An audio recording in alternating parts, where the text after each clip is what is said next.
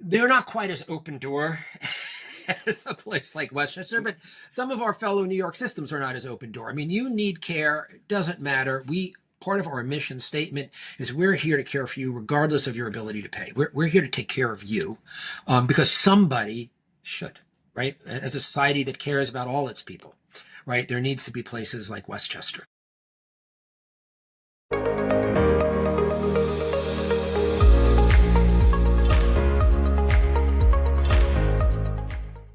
A CEO of one of the 150 HCA hospitals made a point of highlighting to us that despite the for-profit status and reputation that the HCA and other groups like it have, they're just as much a safety net. They're obligated to provide charity. There's a lot more similarity between the for and the non-profit than people might assume. Do you agree with that?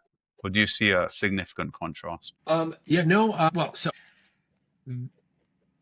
they're not quite as open door as a place like Westchester, but some of our fellow New York systems are not as open door. I mean, you need care. It doesn't matter.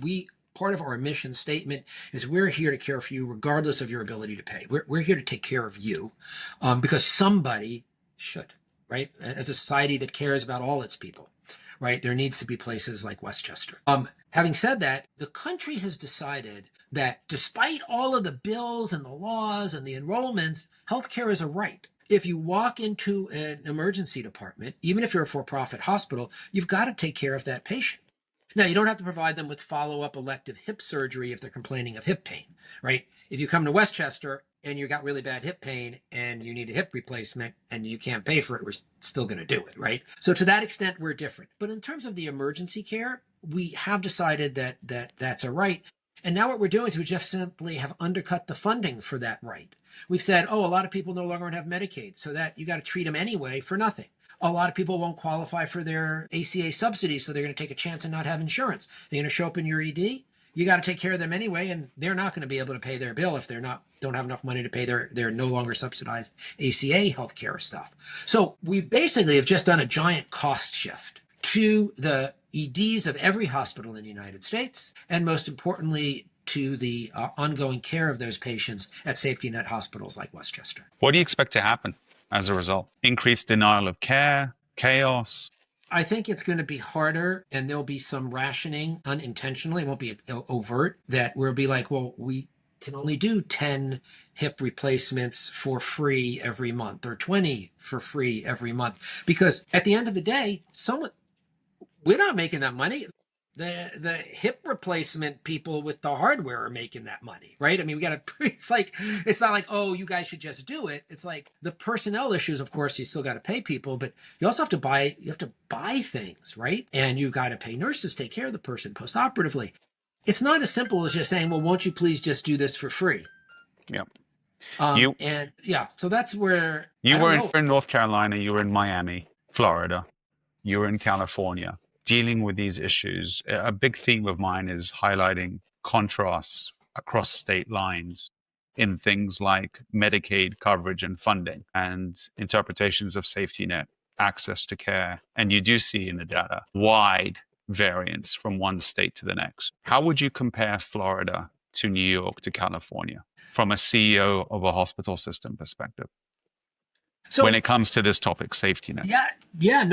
So I've worked every single place I've worked since Duke University, which wasn't really a safety net per se because the University of North Carolina was just down the road. And there also was a county hospital down the road that didn't do that much county work. Now part of the Duke system called Durham Regional. So they didn't do quite as much safety net. They still took care of a lot of poor people, believe me. But the last three places I've worked, in Miami, in Sacramento, and now here in Westchester, about 40% of the patients in the hospital have Medicaid or no insurance at all. And that varied a little bit. But in Miami, there was a public tax that went to support the county hospital and the provision of free services. That was Jackson Health System.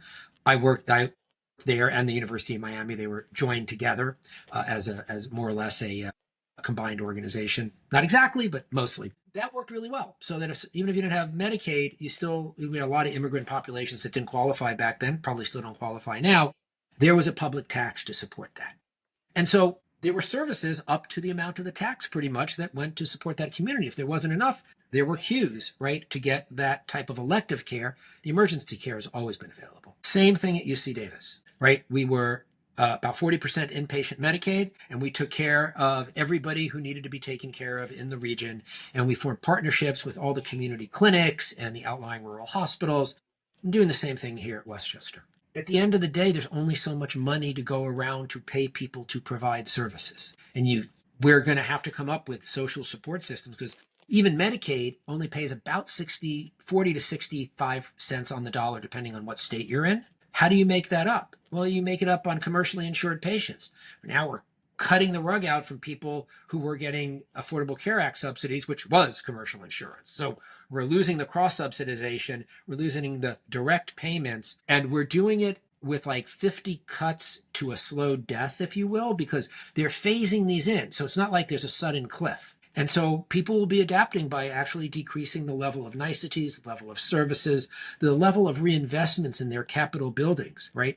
You can go 3, 4, 5 years, right, and not put in new air conditioning and not buy a new chair for your waiting room and, not putting in a new ventilator and using the old ventilators. But in the long run, that hurts the entire population of the United States of America by not having their health systems have sufficient revenue to reinvest and to modernize what they're able to offer the entire community.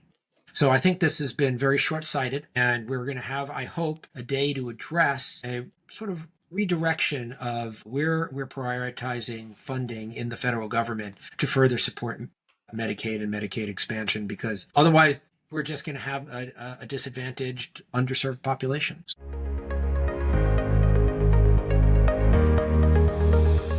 Thank you for joining us on Analyzing Healthcare. Stay informed and stay inspired. Don't forget to subscribe and visit scale-community.com to become a Scale Community member.